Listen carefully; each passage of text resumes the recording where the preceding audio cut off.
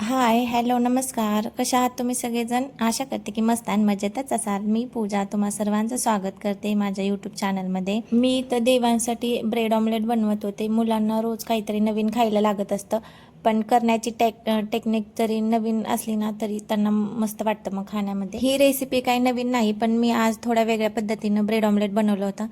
अशा प्रकारे बनवल्यानंतर मुलं पण जरा इंटरेस्ट घेऊन खातात. त्याच्यामध्ये नंतर थोडंसं चीज पण टाकलं होतं मी. देवांची आता उद्यापासून स्कूल चालू होईल आणि माझी धावपळ पण त्याच्यासोबत. देवांशच्या खाण्याच्या बाबतीत काही नखरे नाही, जे देईल ते तो खात असतो. त्याला सगळंच आवडतं. ह्यावेळेस लहान बाळ असल्यामुळे मला जास्त टेन्शन आले, कारण की उठणं होतं का नाही की सकाळी म्हणून. त्याच्यापेक्षा जास्त मलाच टेन्शन आले की देवांच्या टिफिनचं वगैरे स्कूलचं.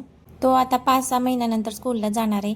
आज मी थोडीफार कामं ठरवली आहेत ते पूर्ण करून घ्यायचीत मला. नाश्ता वगैरे झाला होता, हे गेलेत ऑफिसला. त्याच्यानंतर मी रूम वगैरे क्लीन करून घेतली, कारण की आमचं सगळं रूममध्ये जास्त चालू असतं. टी व्ही तिथं लावलेला, त्याच्यामुळं टी व्ही बघत बघत असतं तिथंच. आधी पण तिथं मी कॉटवर टाकला होता आधीला पण. आता तो पण कॉटवर जरी टाकल्यावर साईडला उशा लावल्या ना तरी पण तो उशावरून पलीकडे इकडे यायचा साईडला प्रयत्न करतो. त्याच्यामुळे मी आता त्याला खालीच टाकायला लागले, कारण की पडल म्हणून. आणखीन तो रांगत नाहीये म्हणून बरं आहे, फक्त पुढं सरकायला बघतोय. रांगायला नंतर माझी जास्त परेशानी होणार आहे परत.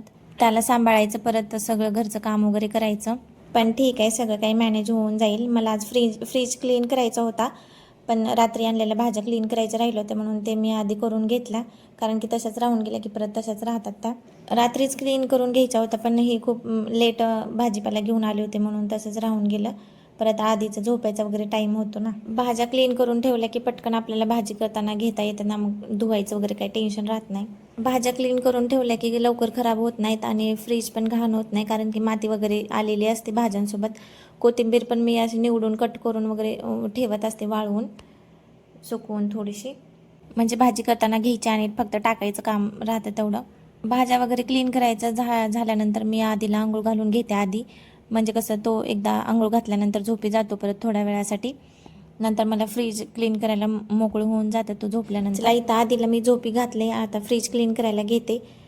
आणि फ्रीज क्लीन करता करता देवांची इकडे बडबड चालूच होती, काही ना काही दाखवत होता मला तो. खूप जास्त परेशान करत असतो.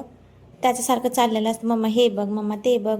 खूप दिवस झालं मी फ्रीज काही क्लीन केलाच नाही. जिथं जागा भेटेल तिथं मी सामान ठेवून दिलेला होता. खूप जास्त पसारा पडला होता फ्रीजमध्ये. त्याच्यामुळे आज मी ठरवलंच होतं की कसल्या पण काय पण झालं तरी मला आज फ्रीज क्लीन करून घ्यायचा आहे.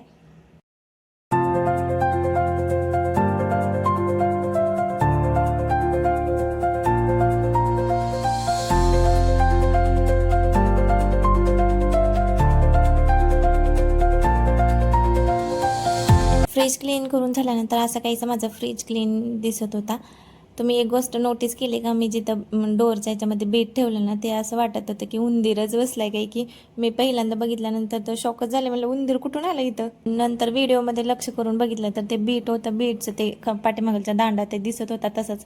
त्याच्यानंतर इथं मी दुपारच्या स्वयंपाकाची तयारी करत होते. आज दही भेंडी करायची होती. त्याच्यासाठी भेंडी अशी लांबकी लांबकी कट करून घेतली होती आणि त्याला मधूनच असं कट केलं होतं.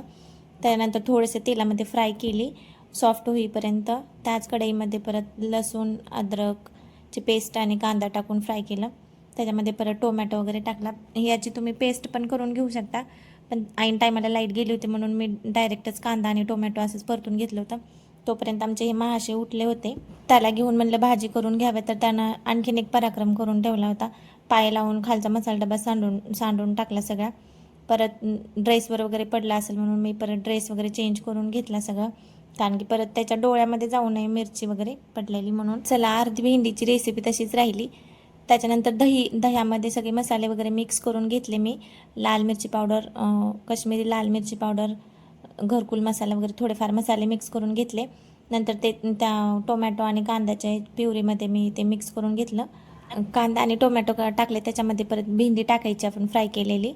त्याच्यानंतर दह्याची जी पेस्ट केली होती ना ती टाकून द्यायची आणि पाणी टाकायचं थोडंसं आणि थोडा वेळ शिजवू द्यायचं त्याला. अशी दही भेंडी तुम्ही कधी केली आहे का, मला नक्की कमेंटमध्ये सांगा. खूप जास्त टेस्टी लागते. करून बघा एकदा नक्की तुम्ही पण.